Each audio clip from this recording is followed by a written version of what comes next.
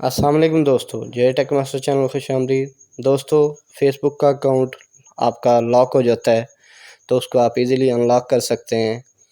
ये एक छोटी सी वीडियो है, इसका मुकम्मल देखें तो आप अपना अकाउंट कन्फर्म कर लेंगे। गेट स्टार्टेड पे क्लिक करने के बाद तो आपने मोबाइल पे कोड सेंड करवा लेना है या ईमेल पे।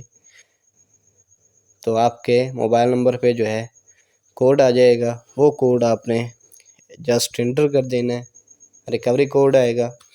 इसके अलावा ईमेल पे भी आप कोड सेंड कर सकते हैं अगर आपने ईमेल दिया हुआ है। तो आप अपने अकाउंट को सिक्योर लाजमी रखें मोबाइल नंबर और ईमेल से। तो हमने कोड इंटर किया और सबमिट पे क्लिक कर दिया, आपका अकाउंट कन्फर्म हो चुका है। अब आप सिक्योर करेंगे अपने लॉगिन डिटेल। आप अपना मोबाइल नंबर या ईमेल भी चेंज कर सकते हैं, यहाँ पे इनको रिमूव भी कर सकते हैं।